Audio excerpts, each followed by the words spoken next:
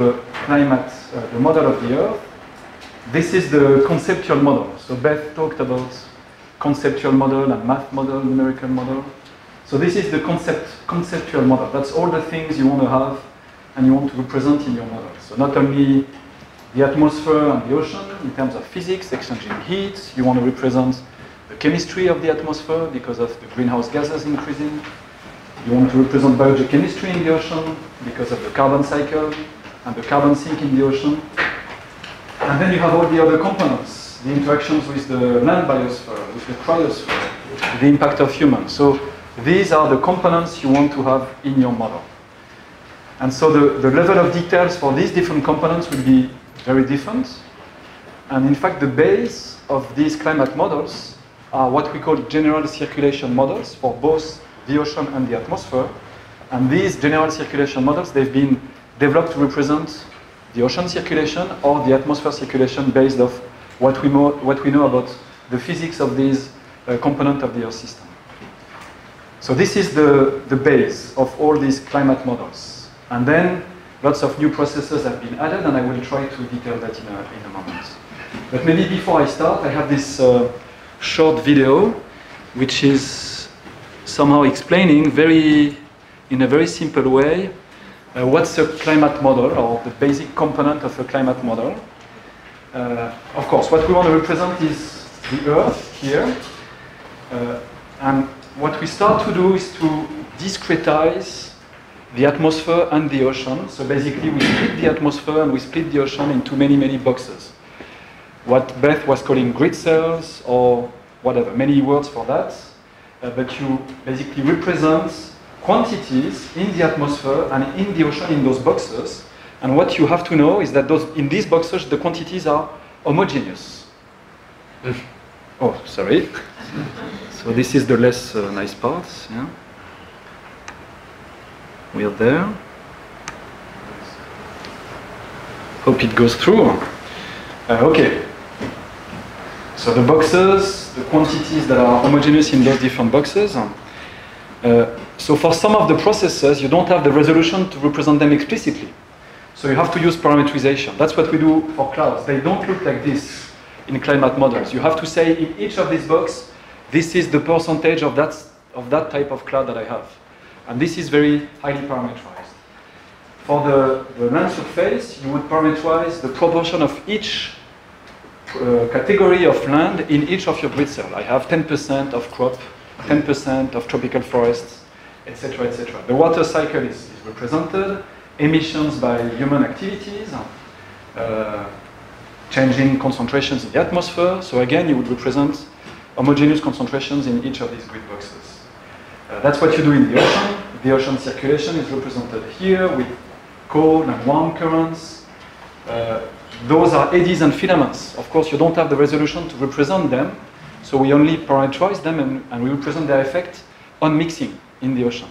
These are phytoplankton and particles that sink down in the ocean, representing the flux of carbon from the surface to the deep ocean. And of course, you have equations, 0 and 1s, and you put that, and we use those big computers. Okay, so that's a nice way of presenting a climate model. So reductionist. So it's very reductionist. I won't be a bit less reductionist in the coming time, but then these are examples of the kind of plots, maps, videos that you can make from the climate model output. You can just wait for one or two of these. These are air-sea carbon fluxes, as simulated by one of these climate models. So in red, carbon is going out of the ocean, in blue, in the ocean. This is cloud cover, simulated by one of these climate models. Maybe let's wait one or two, we won't look at all of them. This is the salinity at the sea surface as represented by these models. This is a presentation of winds in the northern hemisphere. Maybe the last one. Here you have, this is a long-term warming projections with temperature anomalies. You see the time here. So this is the nice looking bit. Of course, this is a bit less nice. Formally, it looks like this. Many lines of code. So those kind of models, they have of the order of a million, maybe a few millions of lines of code. And it has expanded a lot because we complexify the system quite a lot.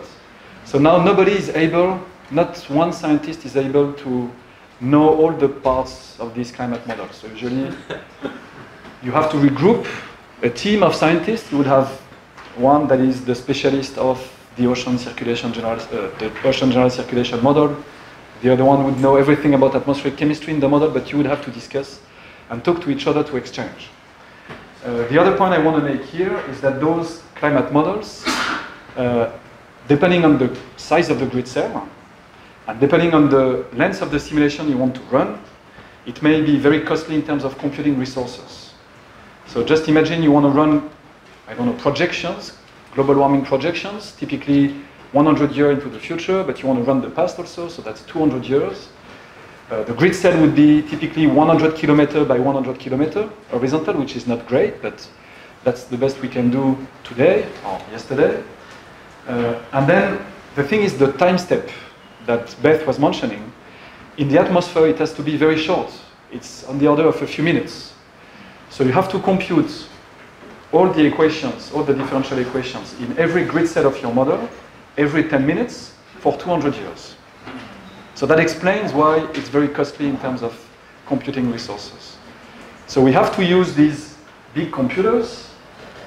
Here, usually they cost a few tens of millions of euros. And the time it takes to run those long simulations, it's also quite long, maybe 1 month, 2 months, 3 months, just to get one long simulation, a long global warming projection, for example. So in fact, the day-to-day life of a climate modeler is quite similar to somebody doing an experiment in a lab. You know, you have your experiment, you have to come back every day to see if your experiment is working well. Here you do the same, you go home, you connect. Is my simulation still running? No. It crashes, why? You check, you relaunch, and it takes 2 months, 3 months. So you have lots of similarities. And the thing is, you could say, yeah, but if it crashes, you start again, it's not a problem. But because you use those big computers, and because it's so costly, it takes money and it takes time. And so, for example, in my climate center, we have to write those proposals to get computing time on the big computers every year. And so you don't want to do, you know, bad simulations with those climate simulations. Yeah. So what I suggest I do now, I won't go into the details of the climate models. I just have 2 more slides here to tell you how these climate models have evolved over the past 30 years. So this is the mid-70s. So all that story started with the famous Manabi paper. Maybe some of you know that. He's a scientist working at Princeton. He was developing the first climate model. It was at the time just an atmospheric model. Who did you say, Sarmiento? No, Manabi. That's before. Sarmiento is coming only in the 90s with the ocean here. So Manabi and Stauffer, that's the first papers. You have a few of these. In the 70s and then in the 80s. There's no land. No land, just the atmosphere. So basically they were using a weather forecast model, but running them on a very coarse grid for a very long time. And looking at the effect of increasing CO2 with very idealized scenario, 1% per year. So those are the first climate models. And then these models, they have evolved. So the letters that you find here, maybe some of you know, they refer to the different assessment reports of the IPCC. So FAR means the first assessment report, that's 91. That's the second assessment report, 95, 2001, 2007, and then the last one, the fifth one, Layer 5, was in 2013, 2014. Okay? And so you see that the models have complexified, and it looks like this now. We have, of course, the ocean and the atmosphere, chemistry in the atmosphere, biogeochemistry in the ocean, interactive vegetation, etc., because we've realized that you could somehow represent these processes in a very simple way, but they have an effect, they feedback on the climate at the global scale or at the regional scale, and so it's better to represent them explicitly, what we do now. In terms of resolution also, let's compare, this is the typical resolution of the atmospheric model in the time of the first assessment reports at the beginning of the 90s, 500 kilometer resolution here. So you would guess that the effect of, I don't know, so this is Greenland, Europe, the North Sea, you see that the effect of the Alps on the atmospheric circulation in that model is not well reproduced, for sure. But now, in the current generation of models, it's maybe around 100 kilometers, it's a bit better. So to look at the regional scale, the horizontal resolution matters a lot. I would never look at the outputs of such a model to look at the Med Sea here. It doesn't make sense. Here, maybe it starts to make sense. Maybe it's not enough. Maybe those models to look at upwelling regions, it's not enough. You don't have the coastal wind well reproduced, and so you don't have the intensity of the upwelling. So we still have lots of issues because of the limited resolution that we use. I suggest we go into more details, but just for the marine ecosystem component of this Earth system model, I will show just one or two equations to give you more insight into what we do represent and what we don't represent in these models. So the story starts with Sarmiento and some others, as Rashid was mentioning, in the 90s. And in fact, those climate models have started to integrate a marine ecosystem component just because we wanted to be able to represent carbon fluxes and the ocean carbon sink. And if you want to represent the ocean carbon sink, somehow you need phytoplankton, maybe zooplankton at least. So that's how the story started in the 90s. 96, the first paper by Sarmiento and by Meyer-Reimer, adding the ocean carbon cycle in those climate models. So I'll go into a bit more details into how we do represent the carbon cycle in those climate models, but basically, what you need to have is the influence of ocean physics on the distribution of carbon in the ocean. So there's a strong coupling between the physics and the biogeochemistry. So you need to represent the effect of advection, diffusion on all your tracers, carbon, nutrients. You need to represent ocean chemistry, the fact that CO2, as I showed first day, dissociates, combines with H2O to give bicarbonate, carbonate ions. And ocean biology, the effect of phytoplankton on dissolved inorganic carbon, on nutrients, etc., etc. And the kind of equations we use for all these tracers, nutrients, phytoplankton, are the same, very similar to some of the equations that Beth showed this morning. We use differential equations. So this tells you the evolution in time of a tracer C, that could be carbon. And in each of these grid cells, you would use this equation to represent the temporal evolution of your tracer.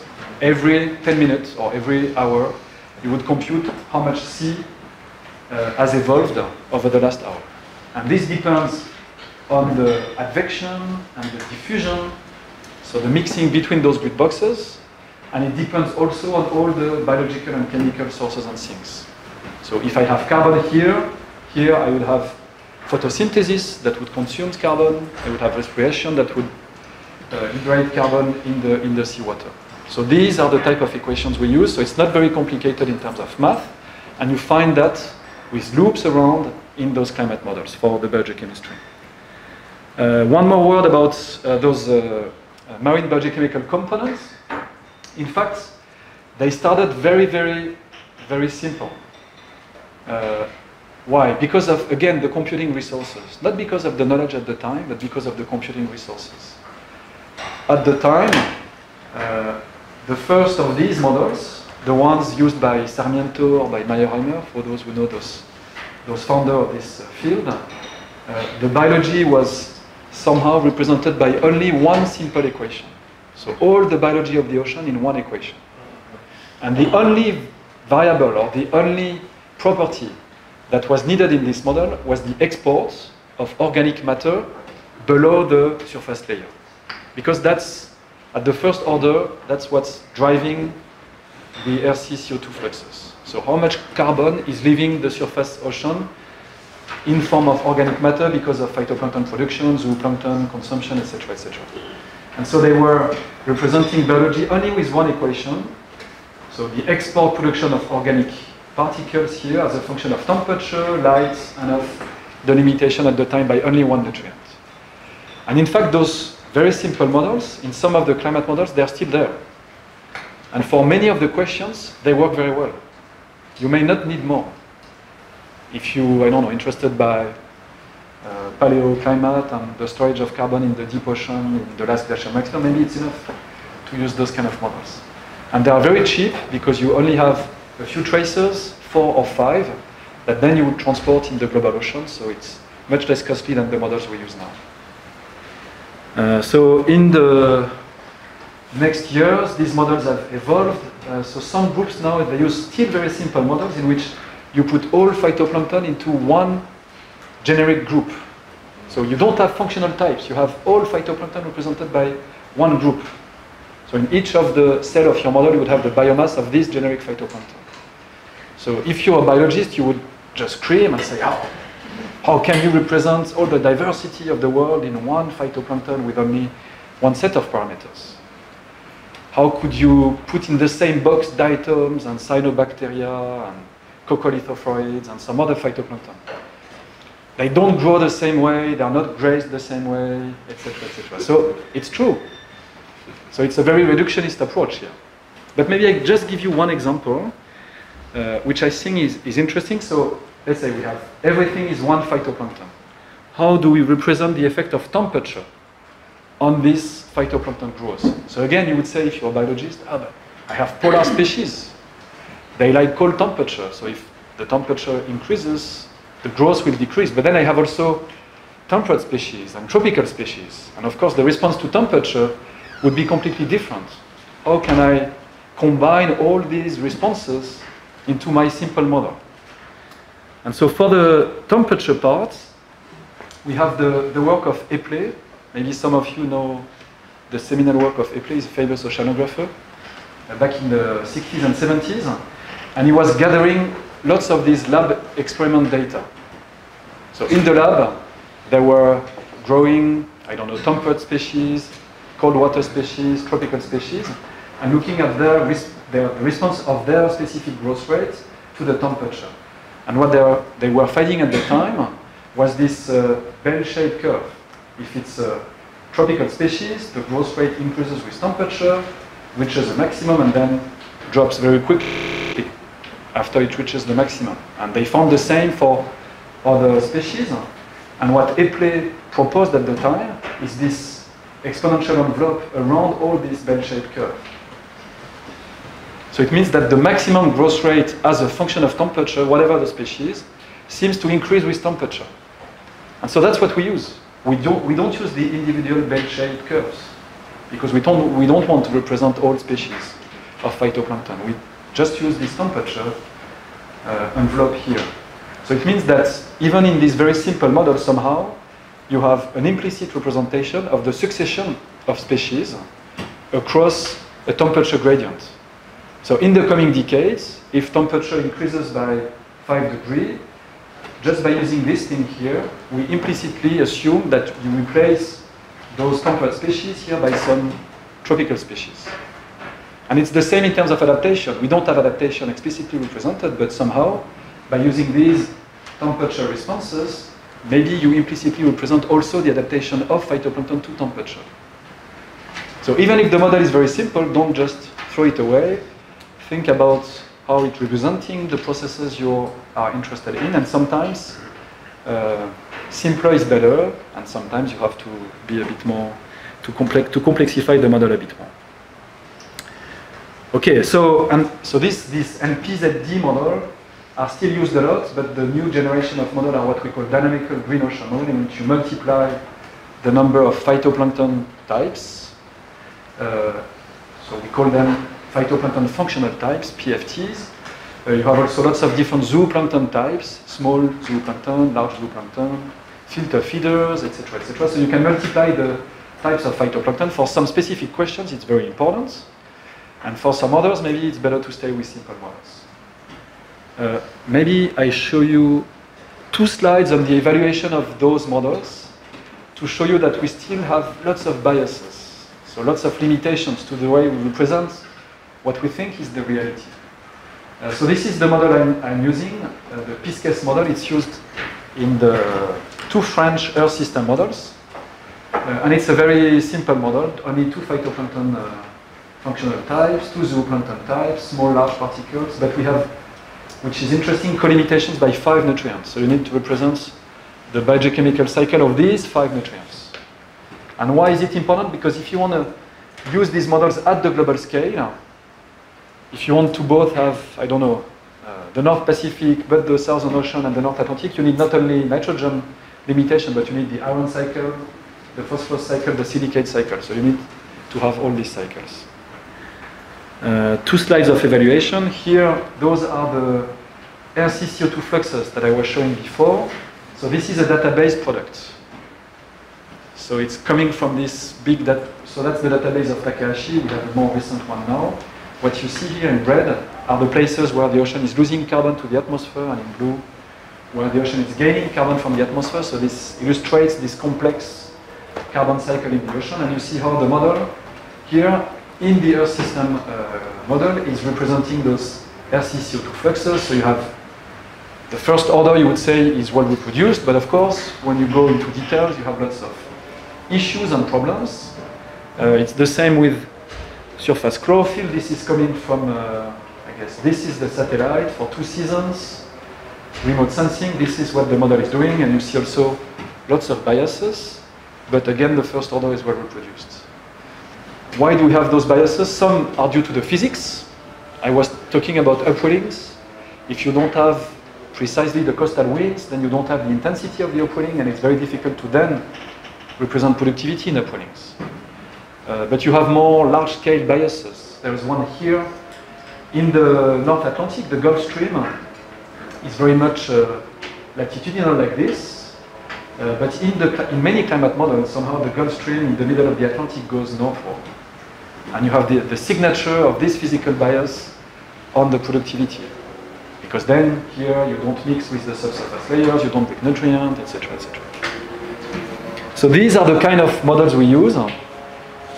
So now, in fact, the connection would be to my first lecture. We use those models to tell you everything that I said the first day. So to tell us something about the evolution of productivity, we use these models. The evolution of acidification, we use the same models, or the evolution of oxygen into the ocean. And what I want to tell you now is those kind of limitations. So it's how do we model the climate? What do we do with these climate models? That's what I said, presented the other day. And now I want to come back to these questions here, discuss a little bit the uncertainties, the spatial and time scales. I touched already about that. And then developed in the last point, if I have some time, the notion of emergent constraint that is gaining lots of attention in the climate community these days. And it's a very useful method that I like to share with you. So we start with uncertainties. Okay, you've seen that figure, no? That's Chung et al. It's in the last IPCC report. It's even in the summary for policymakers.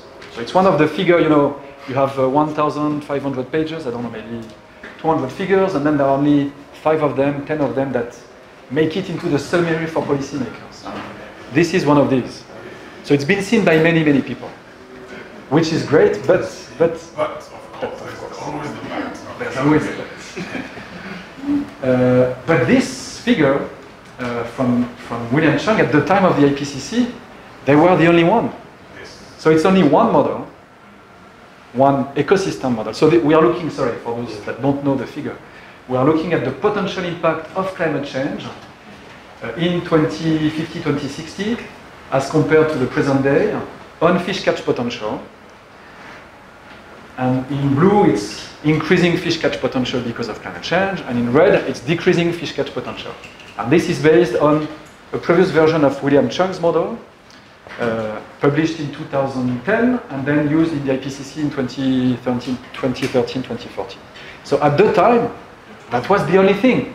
But it's only one marine ecosystem model, using the output of one climate model for one scenario. It was the stress scenario, I think. I don't remember which scenario it was. And it was delivered then without any estimate of uncertainties. So then if you use this and you say, I go here in the middle of the Atlantic, it's blue, plus 50%, great. I will be able to fish in 2050. And of course, this is an issue. But there were no other solution at the time. Because in the climate community, that's what I want to say now, we use the fact that we have 40 models, 4 scenarios, etc., to get estimates of the uncertainties. And we need to do the same in the marine ecosystem realm also. Rashid, you wanted to say something? Yeah, I just wanted to comment on this is what happens in almost every frontier research. If you're breaking the path, this is what you do. Whether it's human genome mapping, that's it. The guys who were the researchers who went to the White House to be celebrated for genome sequencing, they did something like this. It was full of holes in the beginning. And up to today, people are filling the holes. If you wait to do the full model before you publish, you never get there. So exactly this. It's all progressive. So the message is get out. Something has to get out. Just write the limitations, and then it will be, people will build from that. So I give you, I think this is the comparison I wanted to make. That's another paper, Lefort et al. In 2015, using another ecosystem model, which is this time size-based and not based on different species as William Chung's one. It's using another climate model and another scenario. But we are looking at the same thing, the biomass, if you want, of fish. Here it's for the epipelagic domain. And if you go in the North Atlantic, you have blue, which means decreases in that time, in that model. So just using those two models, you have different signs. So if you use this study, you say, oh, maybe I don't want to go fishing in the North Atlantic in 2050. It will be empty, and if you use this model, you say, oh, it's a good place to go. So how do they do in the climate community?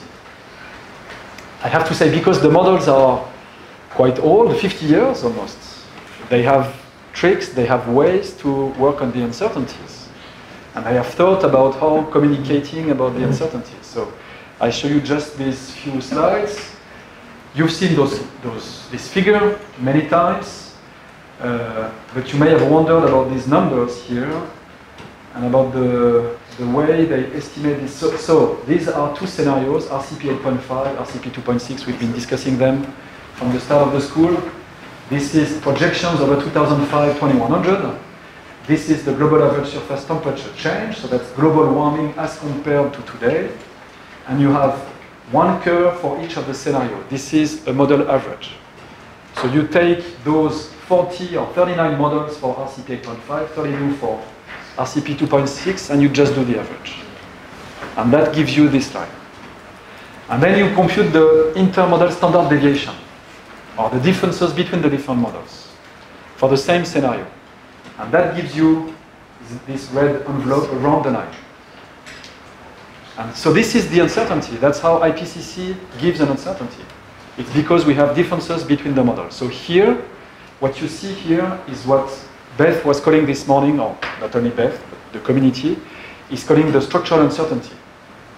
So we assume that the models, they have somehow different structures, different parameterizations, and so comparing the models give the structural uncertainty.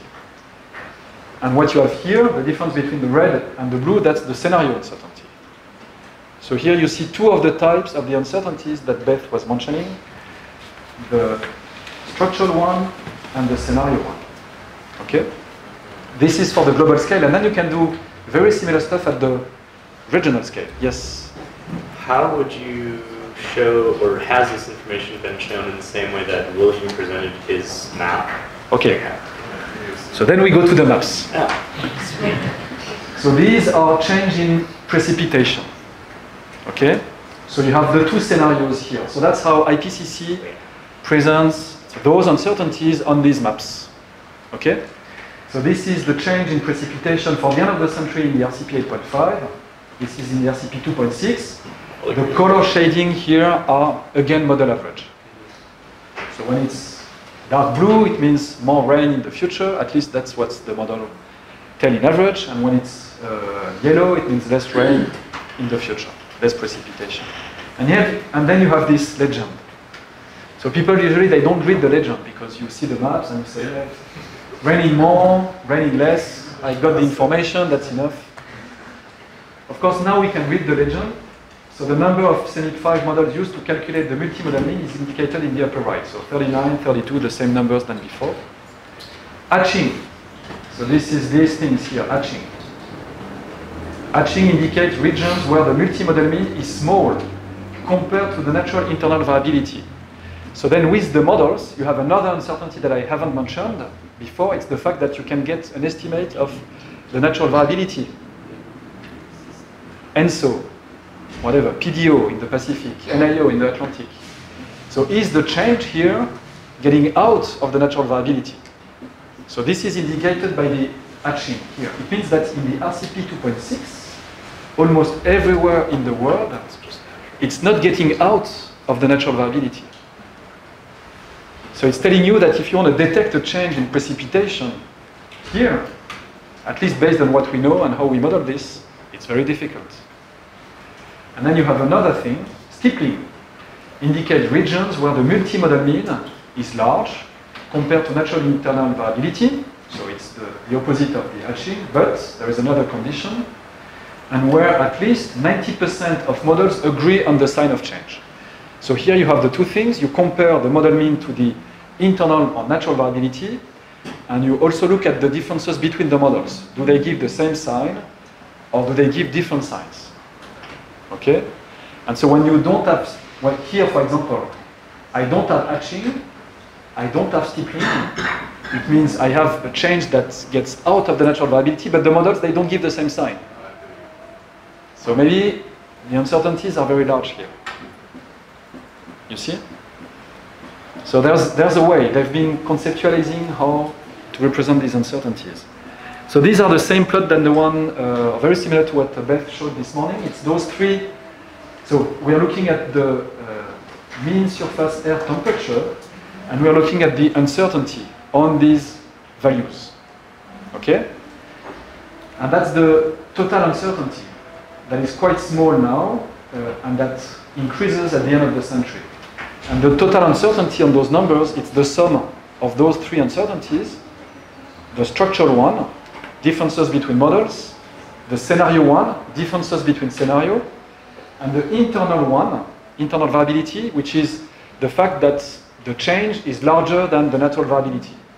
So you have these three uncertainties. So of course, in the next few decades, few years, the scenario uncertainty is very small. The models, the scenarios, they only diverge in a few decades. At the end of the century, it's mostly the scenario uncertainty that is driving the total uncertainty. And we've seen that on the two time series of temperature. Much larger differences because of the scenario than because of the other reasons. And you see that that's the structural uncertainty here, and that's the internal variability. And you see how those three uncertainties, they evolve over the course of the century. So the internal variability is very high in the next 10, 20 years in that RCP 8.5 at the global scale. But then somehow it's much smaller, and then it's the scenario one and the model one that are much more important. So that's the way we use these different type of uncertainties. This is another plot, but for the British Islands, so at the local scale. And you see that at the local scale, the internal variability is much larger than at the global scale. Somehow at the global scale, you aggregate, you integrate the changes, which you don't have at the local scale. So where are we in terms of marine ecosystems or marine biogeochemistry? This is what I showed the other day, but I haven't commented too much on the steepling, but we try to do exactly the same thing that what they do in the climate community. So here, in the last IPCC, we had 10 models. And you see the steepling here only denotes when the models agree. So here, it's when the model mean change is larger than the intermodal standard deviation. So it means you produce a larger change than the differences between the models, if you want.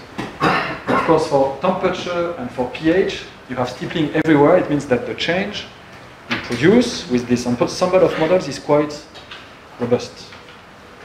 But if you go to deoxygenation or to NPP, lots of places where you don't have the steepling, and it means lots of uncertainties, lots of differences between the models. Okay, and then you can do the same with the projections of some marine species. That's another paper by William. They looked at Anoploponia fimbriae, I don't know what's Sablefish. okay. From 2000 to 2060 under climate change in some specific places, I guess. And they've used the same protocol, scenario uncertainty, model uncertainty, internal variability. And you can express the change in catch, and you can add these uncertainties of the change in catch here. So in their case, it's mostly internal variability. The model is very small, but that's because maybe they use different variants of the same model. So that could explain why the model uncertainty is small. And in that case, the scenario uncertainty is also quite small, but it's because they use, this I don't really know, it's 2.6 and 8.5, and they have almost the same change between those two scenarios. I don't know why. Okay, so uncertainties, we will do better. We start to do better, and in the coming years, with the multiplication of those kind of models, and I don't mention it here, but there is this FISH-MIP project. Maybe some of you have heard about it, FISH-MIP. MIP means Model Intercomparison Projects. The climate community has been working on CMIP, Climate Model Intercomparison Projects, for 30 years. And now there's this FISH-MIP project, so a fish model intercomparison project. And so we'll have soon papers and products from this comparison of fish models. Maybe I'll go quite quick here because I think I've made the point. This is a projection with a global model, but I've zoomed over the European seas here. So you clearly see the grid cell of the global model. You see them even from the back. And so we are depicting here NPP changes. So it's the stress A1B scenario with this IPSL model at the end of the century as compared to today. So you see less NPP in the Biscay Gulf, more NPP in the Barents Sea or around Iceland. So this is the global model. And then we've used the physics of this global model to force regional model. And these are what the regional models are predicting. So this is the UK model ERSEM, that's the Norwegian model for the Barents Sea, etc., etc. And sometimes what you get with a much more resolved model at the local scale may be very different from what you get from the global model. Because of course you represent more processes, or maybe some processes more accurately. So we need to be very cautious when using those global models to tell us something at the local scale. And so here in that paper, Holteta in 2016, we're comparing some global models and regional model outputs. Just one example here, around the British Islands. With the global model, it's going down, NPP. And if you use the local model, I don't know, but it's going up. Maybe because of the change in winds, you have resuspension of more nutrients, more productivity. And it's not the same in the global model because you just don't represent those processes.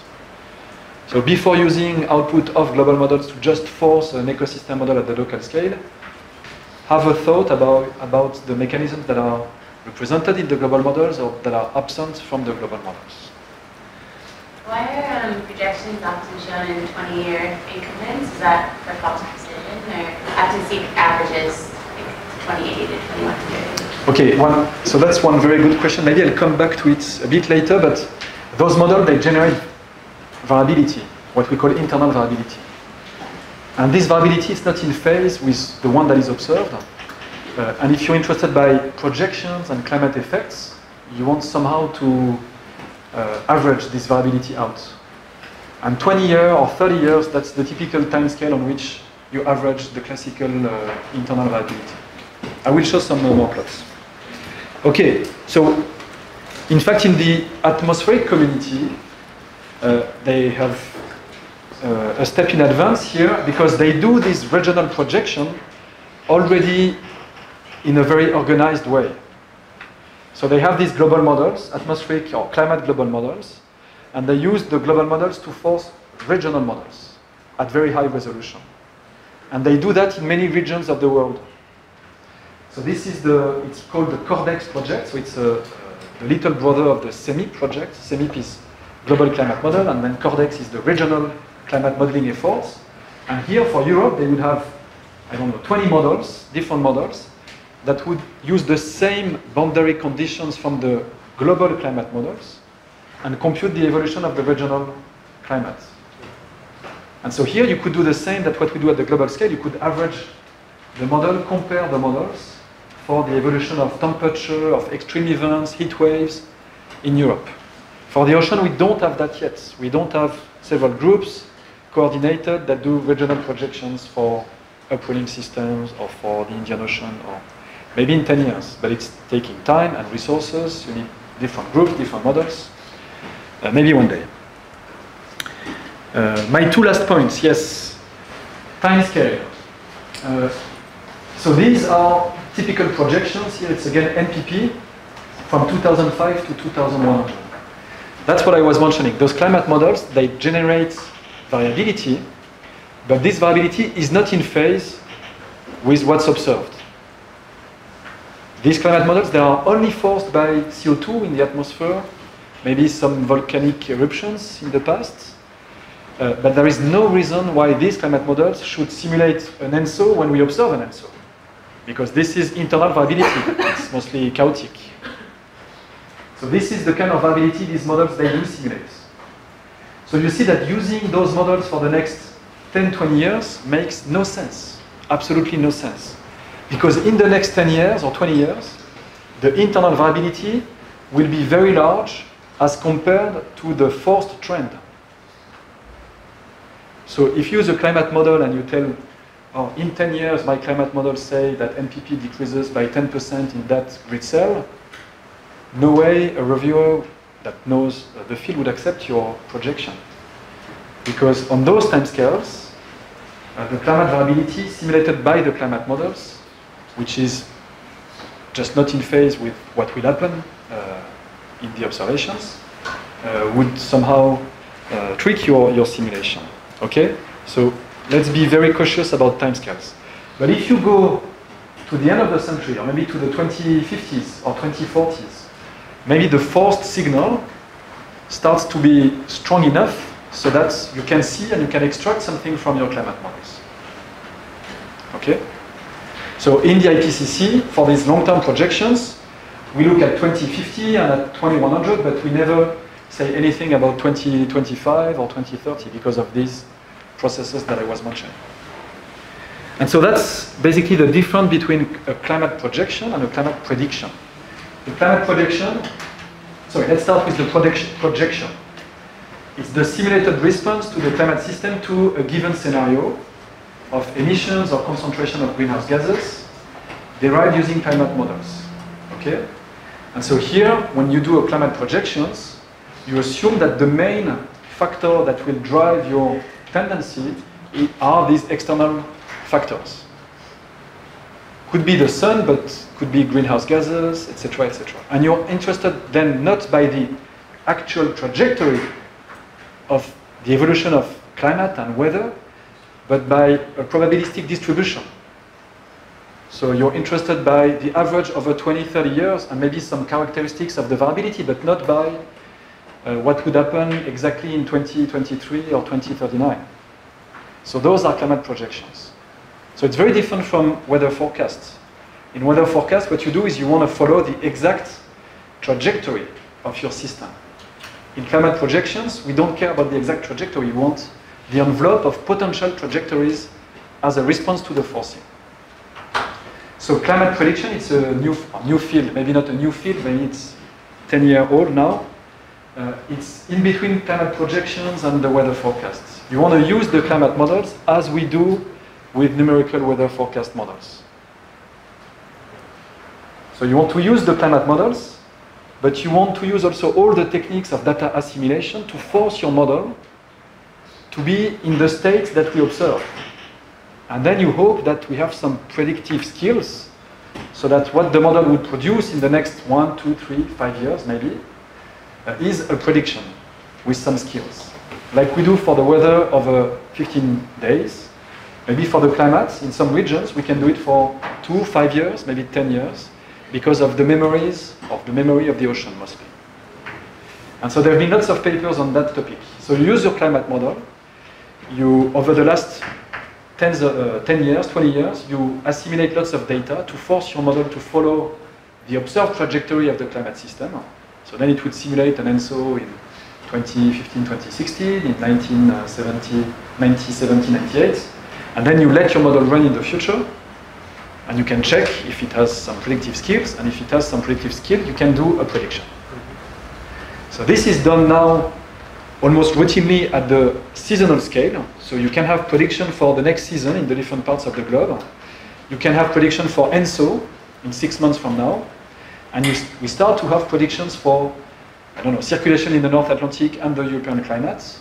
The skills are not very good, but we start to use those kind of tools to do those kind of products. Is overfitting a big danger? No, it's not overfitting. So to be precise, usually you don't have enough data, so you have lots of, so you do these probabilistic predictions. So you run the model 10 times or 20 times by just moving a little bit the initial conditions, like they do in weather forecasts. And you can test in the past what are the potential skills of your model. So you do this exercise when you have observations, and then you can say, oh, here, I don't have predictive skills. So I just show you this. There's a paper by Seferino et al. In class 2014. We did that for NPP, and we showed somehow that in the Equatorial Pacific, you have some predictability skills 3-5 years in advance. So in some places, in some regions of the world, maybe we have some prediction skills. And it's the case here because of ENSO and because of the way the ocean retains some of the memory of the past events. So you have some prediction potential in some regions. But it's very new, so maybe let's not go too quick on these things. Can I have, who's the Chris? Can I have 3 more minutes? You have 5 minutes, man. 5 minutes. Emergent constraints. So I'm a bit long, but I think no, it's... no, we're actually really on time, so you've got 10 minutes actually. Go for it. I will go for it. Time that you need. Yeah, I will go for it. So it's back to the uncertainties somehow, and I will talk about this emergent constraint thing. But I will start with an example which is not marine ecosystem. I will start with sea ice, because it's an easy example to understand what they do. So these are projections from the last IPCC reports, and what you see here are sea ice extent change. The projections are that part from 2005 to 2100. The 4 curves are the 4 scenarios. Black is the historical simulation, green is the observed change in sea ice extent in summer. You see that in red, you go to almost no ice at the end of the century, but you also see the red envelope. We don't see it very well here. It's huge. So if you want to know when sea ice will disappear in summer, and maybe it's a good question from stakeholders, policymakers, when will I be able to use new routes, shipping routes, or put some oil things? No. So the models, they tell you it's between 2050 and maybe 2150. So again, we know it's decreasing, but the uncertainty is huge. And what we do here in the IPCC, it's taking the average and expressing the uncertainty. But of course, we want to reduce the uncertainty. And maybe there are ways to reduce the uncertainty. So there have been many papers in the past years on the way we weight, or the way we use this ensemble of models.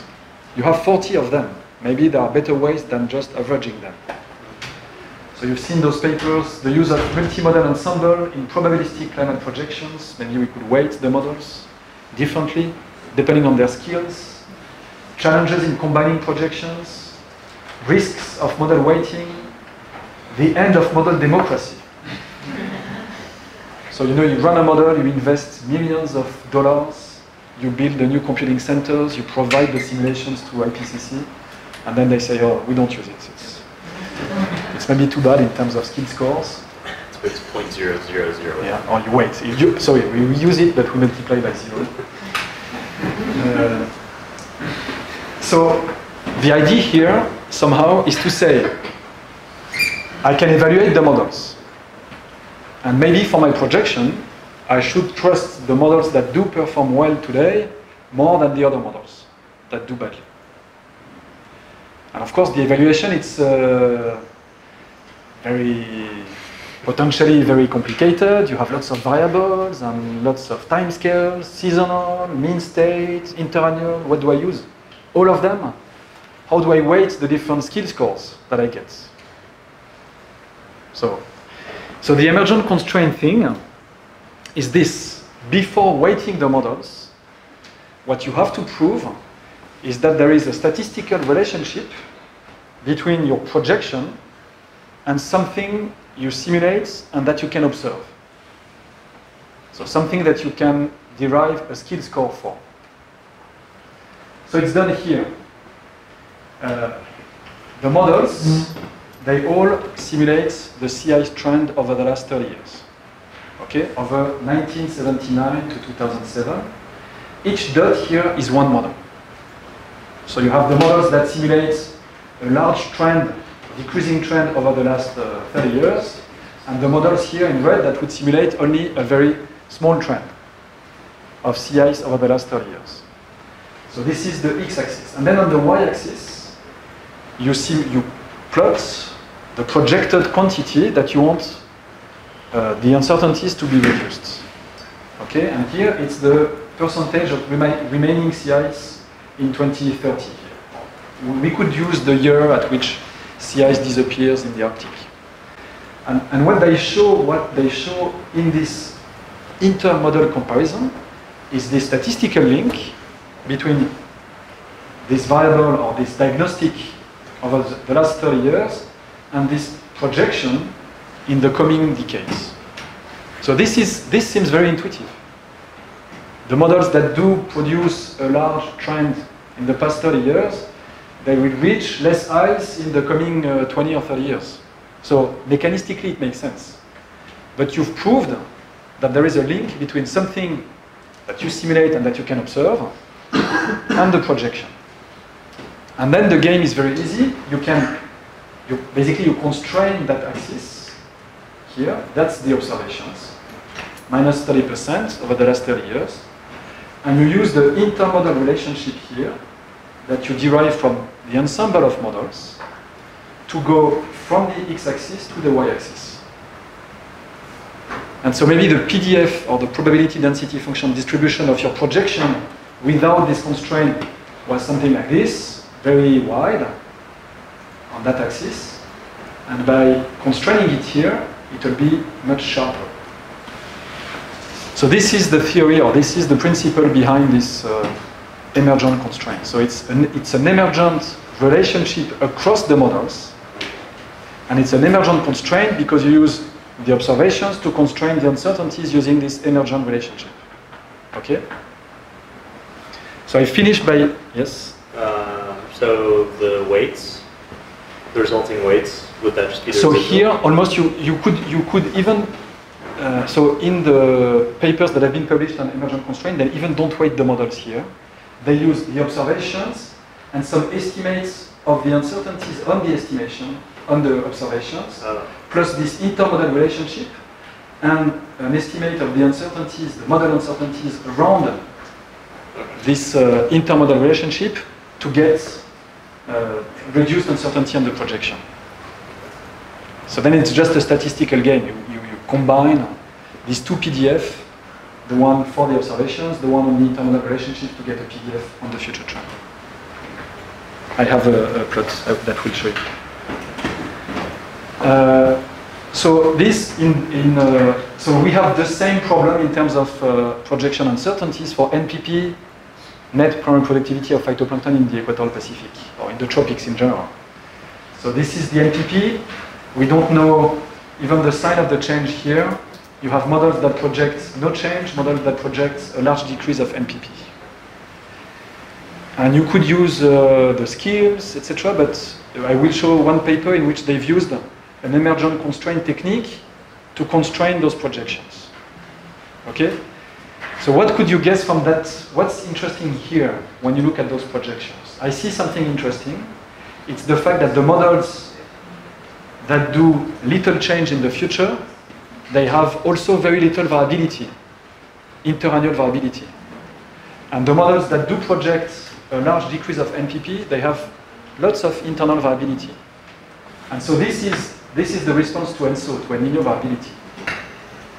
So maybe the idea is, if a model is sensitive to ENSO variability, maybe it will project a large decrease of NPP in the future. If a model is not sensitive to ENSO, maybe it won't produce a large decrease of NPP. So that's the idea behind this emergent constraint applied here. And in fact, it works quite well. So this is on the right. This is the same. We're looking at the PP anomaly, so the decrease in NPP as a function of the warming for the different models. So every line is one model. So it tells you that for 4-degree warming in the Pacific, this model, no decrease in NPP or very little, and this model would decrease NPP quite a lot. Okay, and that's what we want to constrain. Where are we there? Okay, and here, this is the same models, but this is the sensitivity to El Niño. So this is a classical plot. Maybe some of you have seen those papers. This is the ENSO anomaly, so it's the fact that the Pacific may be warm or cold depending on the years. And this is the response of NPP to these ENSO anomalies. So when you have a strong El Niño event, you know the Aprilian intensity decreases, less nutrient, NPP decreases. So when it's warm here, less NPP, and when it's cold, more NPP. But you see that the sensitivity of the different models is very different. The slope of those curves is very different. And so the idea behind this emergent constraint technique is to use the differences between the models in terms of sensitivity to ENSO and to see how it relates to the future sensitivity. So very similar to sea ice. And so that's what it gives. Again, sensitivity to ENSO, sensitivity to the future climate change. Each dot is a climate model here. So you have this inter-model relationship, emergent relationship. We observe this thanks to the remote sensing data. So we know how NPP responds to, or we know, with some uncertainties, how NPP respond to ENSO, and you can use the constraint on that axis plus this relationship to get a constraint on the future change. You see the idea? So think about it, maybe you can come back with questions, but that's the idea.